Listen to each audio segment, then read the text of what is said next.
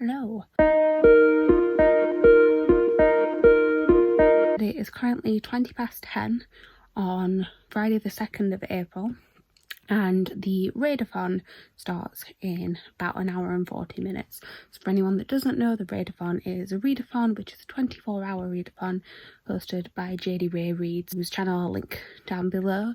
There aren't any rules to it, there aren't any prompts, it's just basically read as much as you can for 24 hours. Now, I don't know if I'm going to be able to stay up for the entire time. I haven't slept in preparation, so I probably will sleep. My plan is get a little bit of a head start reading now, and then sleep a little bit, probably go to sleep at I don't know, just whenever I feel tired really. Wake up and then start reading again tomorrow. And what I am reading for this readathon is Rule of Walls by Leigh Bardugo. I'm currently on page 178 of this. It's 592 pages. Don't know if I'll get all of this finished tomorrow, but I'm going to try and get as much of it done as possible. My aim is to, before I go to sleep, to at least be at page 250. I'm going to crack on with that and I'll update you as I go along. By the way, if I look super shiny at the minute, it's because I've just got ready for bed and done all my skincare. So, oil slick, but hopefully my skin will feel nice in the morning.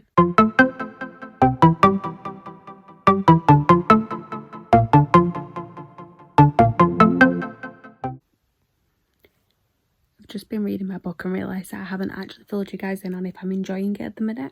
All I'm going to say for now is that yes, I am. I'm enjoying it more than King of Scars at the minute, but I'll give you sort of more in-depth thoughts in the morning.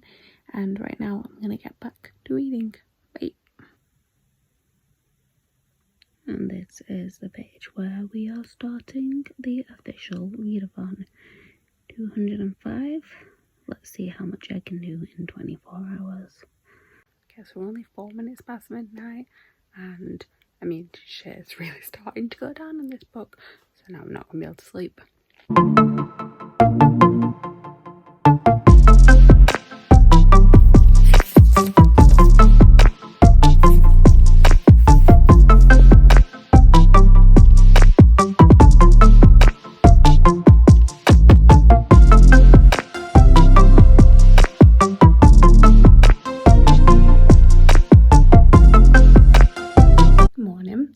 So it is now 8:30. I managed to stay up till 2 o'clock last night, got to page 251 like I planned, and then I woke up this morning about 7 and I've read about another 50 pages. So on track. A Rule of Walls so far, I'm actually really enjoying it. Stuff has definitely started happening. The political parts of it are coming more to a head. There's been some battle scenes and unexpected moments. I don't want to sort of go into too much and spoil. So this is book 7 in the Grishaverse. We've had the original Shadow and Bone trilogy, and then we've had Six of Crows duology afterwards, and then the first King of Scars. So there's quite a lot going into it. And what I'm really enjoying is the fact that we are sort of pulling on elements from right back in that original trilogy. There's a lot of characters that I mentioned from sort of the original trilogy. We've also got mentions of characters from Six of Crows. I do feel like we're going to have some appearances throughout the story. So definitely for someone who's a fan of the Grishaverse, it's a nice sort of pulling it all together, and I think that's what I'm liking about this one more than King of Scars. King of Scars felt like a lot of setup at the political side of it, and then this is where we're kind of getting those more of the character side of it, which I'm really enjoying. Leigh Bardugo's writing is as good as always. I am finding it a bit slow to read, not really from a pacing point of view necessarily, more possibly because I want to read every line of the book properly. I don't sometimes I can sort of skim things a little bit, whereas with this I'm no, I want to read each word of the sentence properly, so it's taking me a little bit longer, so I probably won't finish it today. But yeah, I'm going to carry on. I'm going to go make some coffee and I will check in later on. We interrupt this video to check in with Harry. I woke up and was a bit sick this morning, so part of my day is making sure I'm looking after a poorly dog. Meow. You okay?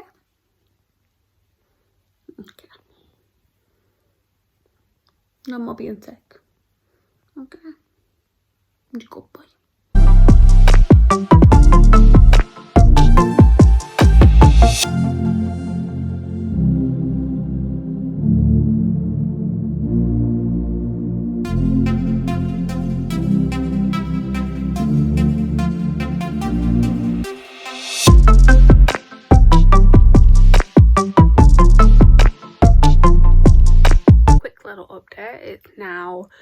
almost 12 o'clock. It's been a couple of hours since I updated you, and I'm now almost at page 375 of Rule of Wolves.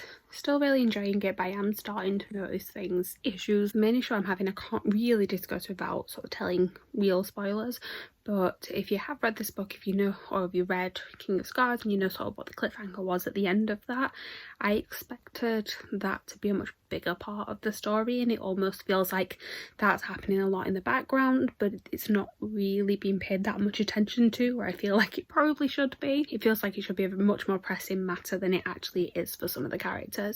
It could be that that's all going to sort of resolve itself as it gets further on, and that it's going to come more to a head, but right now it just seems like that's happened, but people don't really care about it that much, which confuses me a little bit. We'll see how it goes. Still really enjoying it. Again, still just really happy to be in this world. I love the Grishaverse so much that I'm never going to not enjoy one of these books, I think. So I am currently waiting for sprints to start on jadeyraereads channel. I know Jade's definitely on this. I don't know who else is going to be on there. I also don't know how long these are going to run for, but taking part in the readathon means joining the sprints and chatting to people in the comments. So I'm going to go and do that, carry on reading, and I will check back in later. And I mean, I'm actually feeling like I might be able to finish this today, because if I'm almost at, what, 375, it means I've got about 200 pages left, and it is only 12 o'clock. So 200 pages in 12 hours should be fine. I might even manage to start something else, but don't quote me on that. Oh, I also just made breakfast. I made pancakes, and it was the best decision for today. It was good reading fuel. Yeah.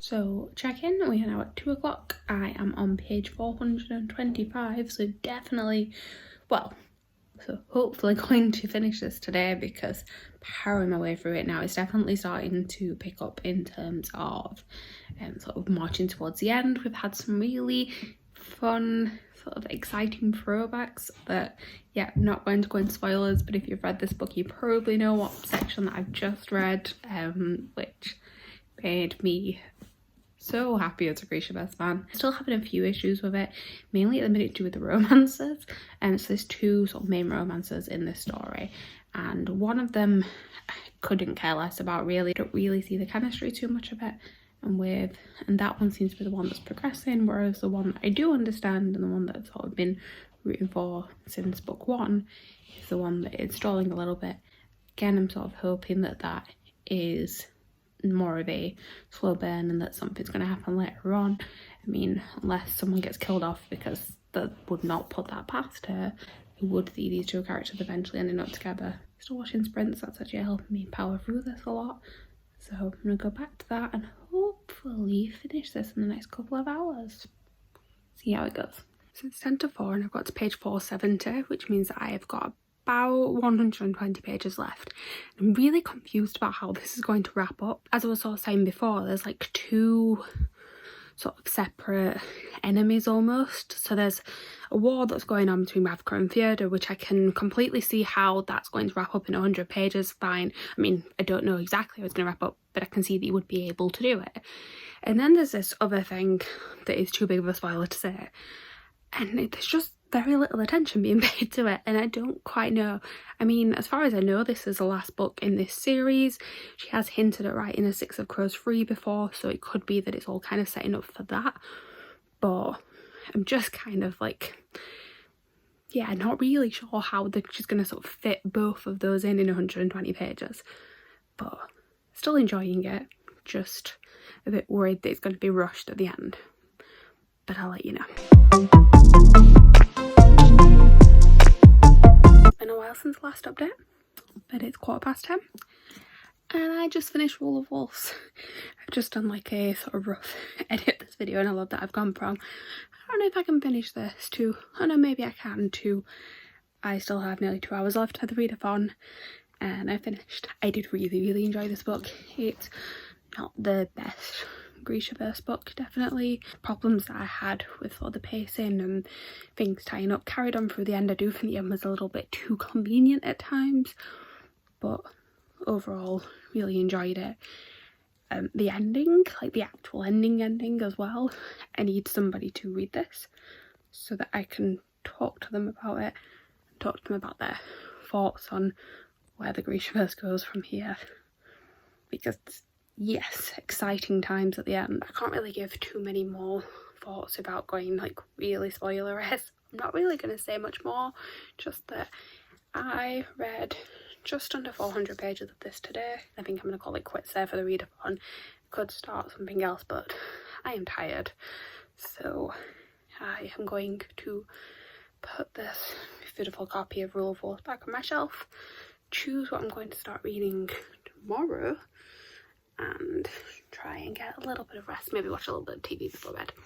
But this was a very fun sort of readathon to do my first reading vlog for, and got more read than I thought I would. Ended up reading a book that I really enjoyed, finishing a series in what's one of my favourite worlds. It's just been a good day all around. So thank you guys for watching.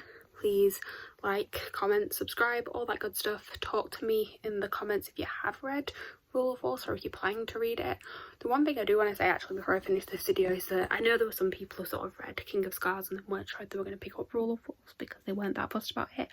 I personally would, especially, like I said, sort of it does end in a way that I think if there are further continuations of the Grishaverse, you will need to have read this one. But also in the same sort of sense, I know that there's always a lot of questions about, like, say, can you read Six of Crows without reading Shadow and Bone? That one you can. You can't read this one or this duology without having read both Six of Crows and Shadow and Bone.